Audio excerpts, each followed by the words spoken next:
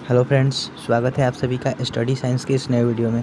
दोस्तों, आज के इस वीडियो में हम लोग बायोलॉजी के चैप्टर फर्स्ट जैव प्रक्रम के बहुत से ऑब्जेक्टिव क्वेश्चन को करने वाले हैं, जो क्वेश्चन आपके एग्ज़ाम की दृष्टि से बहुत ही ज़्यादा इंपॉर्टेंट होंगे।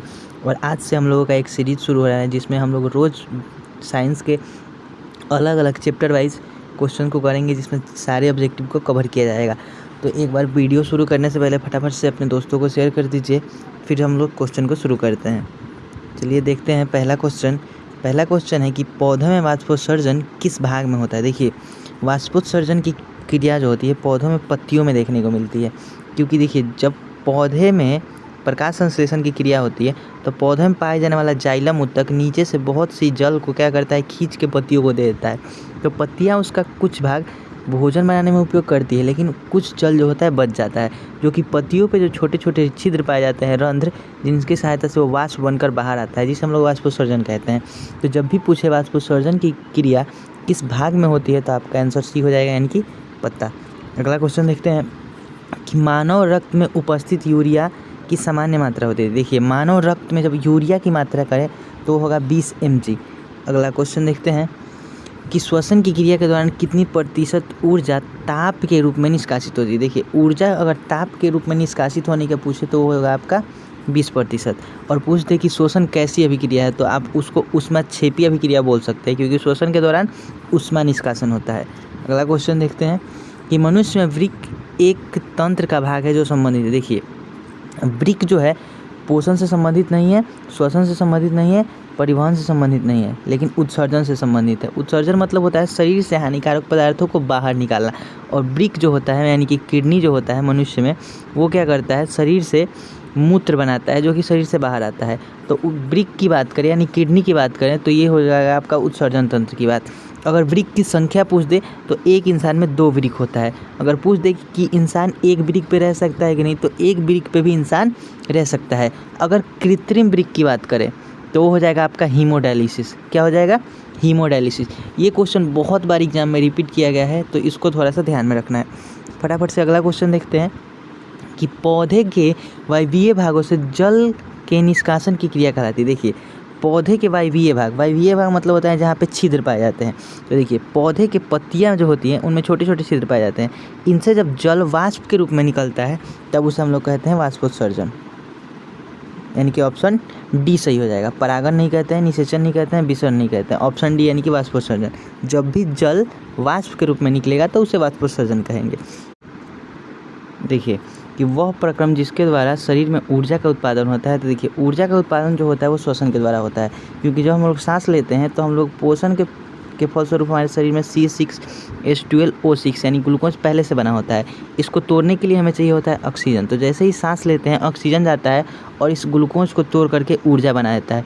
तो वो पूछे कि वह प्रक्रम जिसके द्वारा शरीर में ऊर्जा का उत्पादन होता है, या फिर किस प्रक्रम द्वारा शरीर में ऊर्जा बनता है, तो होगा आपका श्वसन। अगला क्वेश्चन देखते हैं कि कौन सी क्रिया सभी जीवों के लिए अनिवार्य है। देखिए, सभी जीवों के लिए अनिवार्य प्रकाश संश्लेषण तो सिर्फ पेड़ पौधों में होता है, वाष्पोत्सर्जन भी सिर्फ पेड़ पौधों में होता है, चलन भी सिर्फ पेड़ पौधों में होता है, लेकिन सभी जीवों के लिए क्या है, श्वसन जो है अनिवार्य है। क्योंकि जितने भी जीव होते हैं उन सब के शरीर में बनता है ग्लूकोज, यानी कि C6H12O6, और इसको तोड़ने के लिए ऑक्सीजन चाहिए होता है सभी जीवों को। तो ये जो श्वसन है वो सभी जीवों के लिए अनिवार्य है। अगला क्वेश्चन देखते हैं कि मैग्नीशियम पाया जाता है। तो ये क्वेश्चन तो सबको पता होगा, मैग्नीशियम पाया जाता है क्लोरोफिल में। अगर यहाँ पे पत्ता दिया होता तो उसका आंसर हम लोग पत्ता लगाते। अगला क्वेश्चन देखते हैं कि मानव हृदय में पाए जाते हैं। देखिए, मानव का हृदय जो है वो 4 बेसों में बटा होता है। कितने बेसों में? 4 बेसों में। मानव का हृदय कुछ इस प्रकार से होता है, इसमें 4 कोष्ठ होते हैं। ऊपर वाले भाग को अलिंद कहते हैं और नीचे वाले भाग को नीलय कहते हैं। तो यहाँ नीचे से 9 और 9 से नीलय याद रखिएगा। ये नीचे वाला नीलय भाग को नीलय कहते हैं, ऊपर वाले भाग को अलिंद। एक को बायां अलिंद, दूसरे को दायां अलिंद, तीसरे को दायां नीलय, दूसरे को बायां नीलय। तो इस प्रकार से हृदय में हमारे 4 कोष्ठ होते हैं। अगला क्वेश्चन देखते हैं कि प्रकाश संश्लेषण द्वारा किसकी प्राप्ति होती है। देखिए, प्रकाश संश्लेषण की जब क्रिया होती है तो उसके फलस्वरूप हमको बनता है ग्लूकोज, ऑक्सीजन और जल। तो यहाँ पे ऑक्सीजन और जल तो ऑप्शन में नहीं है, तो इसका आंसर हो जाएगा ग्लूकोज। अगला क्वेश्चन कि कोशिका झिल्ली किस प्रकार की झिल्ली है। देखिए, कोशिका के बाहर एक पतली झिल्ली पाई जाती है जिसे हम लोग कोशिका झिल्ली कहते हैं। ये जो होती है अर्धपारगम्य झिल्ली होती है। अर्धपारगम्य कहने का मतलब कि इससे कुछ पदार्थ आर पार हो पाते हैं, सभी पदार्थ आर पार नहीं होते। अगर सभी पदार्थ आर पार होते तब उसे हम लोग पारगम्य कहते हैं, अगर कोई पदार्थ नहीं पार होता तो उसे अपारगम्य कहते हैं। लेकिन अगर कुछ पदार्थ पार होते हैं स्पेशल तो उसे हम लोग अर्धपारगम्य कहते हैं। तो कोशिका झिल्ली जो है अर्धपारगम्य झिल्ली है। अगला क्वेश्चन कि दही के जमने में निम्नलिखित में से कौन सी क्रिया होती है। दही के जमने में देखिए जो क्रिया होती है उसे हम लोग किण्वन के नाम से जानते हैं। अगला क्वेश्चन देखते हैं कि जीवन की उपापचयी क्रियाओं के संचालन के लिए निम्नलिखित में से कौन आवश्यक है। देखिए जीवन की उपापचयी क्रियाओं मतलब जीवन को चलने के लिए आपके शरीर में क्या क्या होना जरूरी है। तो निरंतर ऊर्जा की आपूर्ति मतलब हमेशा ऊर्जा बनना चाहिए, ये सही हो जाएगा। शरीर की वृद्धि, हाँ बिना शरीर वृद्धि के जीवन नहीं चल सकता है। उसके बाद टूटे फूटे ऊतकों की मरम्मत, हाँ ये भी जरूरी है। कहीं मान के चलिए शरीर में कहीं चोट लग गया और ऊतक नहीं बनेगा तो वो तो शरीर खराब हो जाएगा। तो इसका आंसर हो जाएगा ऑप्शन डी यानी कि सभी। जीवन चलने के लिए इन सभी क्रियाओं की आवश्यकता है। अगला क्वेश्चन देखते हैं कि मानव में डायलिसिस थैली है। देखिए डायलिसिस का मतलब होता है कि साफ़ करना, और ये जो होता है सफाई करता है नेफ्रॉन। नेफ्रॉन पाया जाता है किडनी में, और ये जो होता है मूत्र बनाता है यानी खून को साफ़ करता है, पानी को साफ़ करता है। तो ये हो जाएगा ऑप्शन ए यानी कि नेफ्रॉन। अगला क्वेश्चन देखते हैं कि मत्स्य का मुख्य श्वसन अंग है। देखिए मत्स्य मतलब होता है मछली, और मछली जो सांस लेती है वो गिल्स के द्वारा लेती है। फेफड़ा के द्वारा इंसान लेता है या फिर बड़े जीव लेते हैं, नाक के द्वारा भी बड़े जीव लेते हैं, लेकिन गिल्स जो होता है मछलियों का श्वसन अंग होता है। अगला क्वेश्चन देखते हैं कि पौधों में गैसों के निष्कासन के लिए किस क्रिया का उपयोग होता है। देखिए पौधों में जो गैसों के निष्कासन की क्रिया है वो होता है विसरण के द्वारा। अगला क्वेश्चन देखते हैं कि क्लोरोफिल वर्णक का रंग होता है। देखिए क्लोरोफिल के कारण ही पत्तियां हरी होती है, तो सिंपल सी बात है कि क्लोरोफिल वर्णक का रंग कैसा होगा, हरा होगा। तो इसका ऑप्शन ए हो जाएगा यानी कि हरा रंग।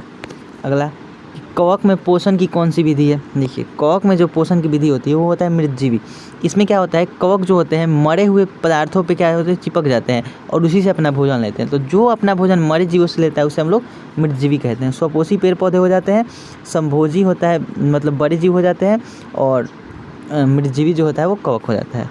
आगे देखते हैं कि रेजिन एवं गोंद कहाँ संचित होते हैं। देखिए रेजिन और गोंद जो होते हैं, जो पेड़ से लाशा निकलता है ना उसी को कहते हैं रेजिन या गोंद। ये जो संचित होते हैं पुराने जाइलम में। पेड़ की जो बाहरी छाल होती है उसी को कहा जाता है पुराना जाइलम। इसी से के बाहर निकलता है क्या, रेजिन या फिर गोंद। तो ये हो जाएगा आपका ऑप्शन डी यानी कि पुराने जाइलम में। लास्ट क्वेश्चन देखते हैं कि शरीर में भोजन का पचना किस प्रकार की अभिक्रिया है। देखिए भोजन जब भी पचता है तब उसमें हम लोग को ऑक्सीजन मिलाना होता है, और जिस क्रिया में ऑक्सीजन मिलता है उसे हम लोग उपचयन के नाम से जानते हैं। तो भोजन का पचना जो है उपचयन क्रिया हो जाएगा। फ्रेंड्स उम्मीद करते हैं ये सभी क्वेश्चन आपको पसंद आए होंगे, और हम आज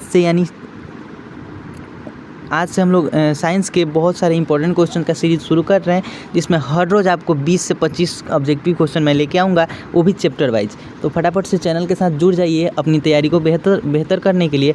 अगर आप हमारे साथ जुड़ जाते हैं तो आपका जो 2025 का एग्ज़ाम होने वाला है उसमें हम वादा करते हैं कि साइंस का एक भी प्रश्न नहीं छूटेगा। अगर साइंस का सीरीज आप लोगों को अच्छा लगता है तो हम और सब्जेक्ट का भी सीरीज लेके आएंगे। तो वीडियो पसंद आई हो तो वीडियो को लाइक और चैनल को सब्सक्राइब कर लीजिए। Thank you.